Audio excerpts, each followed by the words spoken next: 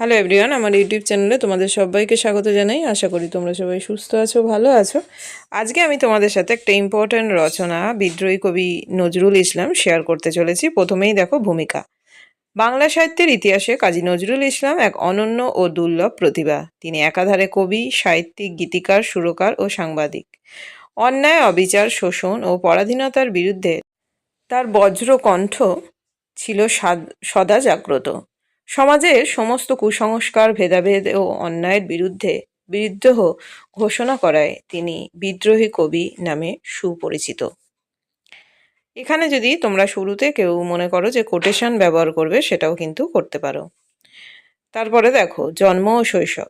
কাজী নজরুল ইসলাম 1899 সালের 24শে মে বর্ধমান জেলার চুরুলিয়া গ্রামে জন্মগ্রহণ করেন। তার পিতার নাম কাজী ফকির আহমদ ও মাতার নাম জায়দা খাতুন। দরিদ্র পরিবারে জন্মগ্রহণ করলেও শৈশব থেকেই তার মনে সাহিত্য ও সঙ্গীতের প্রতি গভীর অনুরাগ সৃষ্টি হয়। লেটো গানের দলে যোগ দিয়ে তিনি কাব্য ও নাটকের প্রাথমিক শিক্ষা লাভ করেন। আর জন্মসালটা দেখো বাংলারও কিন্তু ব্যাকেটের মধ্যে দেয়া আছে, খেয়াল করো। তারপরে দেখো নেক্সট পয়েন্ট, বিদ্রোহী সত্তার বিকাশ। নজরুলের জীবনে প্রথম বিশ্বযুদ্ধ একটি গুরুত্বপূর্ণ ভূমিকা পালন করে। সেনাবাহিনীতে যোগ দিয়ে যুদ্ধক্ষেত্রের অভিজ্ঞতা তাকে বাস্তব জীবন ও মানুষের দুঃখ কষ্টের সঙ্গে গভীরভাবে পরিচিত করে তোলে। এই অভিজ্ঞতাই তার কবিতায় বিদ্রোহী চেতনার সঞ্চার ঘটায়। শোষণ ও অত্যাচারের বিরুদ্ধে তার কলম হয়ে ওঠে তীক্ষ্ণ তরবারির মতো। এরকমই আরও রচনা কিন্তু আমার চ্যানেলে আপলোড করা আছে, প্লেলিস্টও করে দেওয়া আছে। তোমরা যদি কেউ দেখে না থাকো বা সেগুলো যদি দরকারে লাগে, অবশ্যই সেখান থেকে চেক করে নিতে পারো। তারপরে দেখো নেক্সট পয়েন্ট, বিদ্রোহী কবিতা ও বিদ্রোহী চেতনা। 1922 সালে রচিত বিদ্রোহী কবিতা নজরুলকে খ্যাতির শীর্ষে পৌঁছে দেয়। এই কবিতায় কবি নিজেকে নানা রূপে অগ্নি, ঝড়, বজ্র, ধ্বংস ও সৃষ্টির প্রতীক হিসেবে উপস্থাপন করেছেন। আমি চির বিদ্রোহী বীর, এই ঘোষণা নিপীড়িত মানুষের কণ্ঠস্বর হয়ে ওঠে। কবিতাটি শুধু সাহিত্য নয়, এক সামাজিক ও রাজনৈতিক বিপ্লবের প্রতীক। তারপরে দেখো, তারপরে নেক্সট পয়েন্ট কি আছে, এইভাবে পয়েন্ট করে করেছি যাতে তোমাদের মনে রাখতে সুবিধা হয়। তোমরা যদি মনে করো যে এটা অসুবিধা হচ্ছে, তাহলে প্যারা করেও কিন্তু লিখতে পারো। মানবতাবাদ ও সাম্য চেতনা। নেক্সট পয়েন্ট, নজরুল ছিলেন প্রকৃত অর্থে মানবতাবাদী কবি। ধর্ম, জাতি ও বর্ণভেদের ঊর্ধ্বে উঠে তিনি সাম্যের বাণী প্রচার করেছেন। তার সাম্যবাদী কবিতায় তিনি ঘোষণা করেন, মানুষের চেয়ে বড় কিছু নেই। হিন্দু মুসলমানের বিভেদ ভুলে তিনি এক মানব সমাজ গঠনের স্বপ্ন দেখেছিলেন। তারপরে দেখো নেক্সট পয়েন্ট কি আছে। নেক্সট পয়েন্ট হচ্ছে নারী স্বাধীনতা ও প্রেম ভাবনা।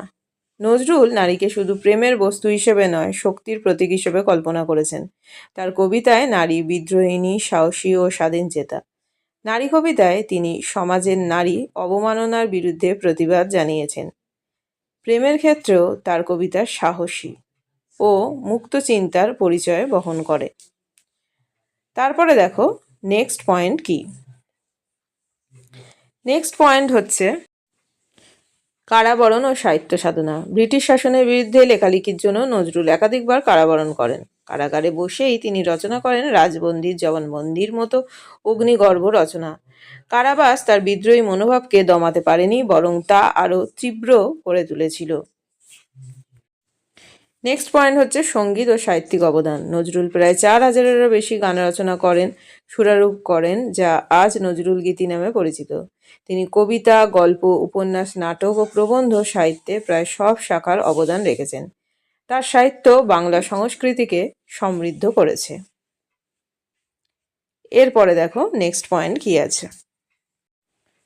নেক্সট হচ্ছে উপসংহার। কাজী নজরুল ইসলাম কেবল একজন কবি নন, তিনি এক চেতনা, এক বিপ্লব। অন্যায়ের বিরুদ্ধে প্রতিবাদ, মানবতার পক্ষে সংগ্রাম এবং সাম্যের স্বপ্ন, এই সব কিছু মিলিয়ে তিনি চিরকালীন বিদ্রোহী। বাংলা সাহিত্য ও জাতির জীবনে তার অবদান চিরস্মরণীয়। তিনি ছিলেন, আছেন এবং থাকবেন বিদ্রোহী কবি নজরুল ইসলাম। আজকের রচনাটা এখানেই শেষ করলাম। নেক্সট আমি অন্য কোনো ভিডিও নিয়ে তোমাদের সাথে শেয়ার করব, কিন্তু এরকম যদি কোনো ইম্পর্ট্যান্ট টপিক তোমাদের খুব আর্জেন্ট হয়, আমাকে অবশ্যই কমেন্ট বক্সে জানিও, তাহলে আমি সেইটা তোমাদের সাথে আগে শেয়ার করব। Thanks for watching, tata.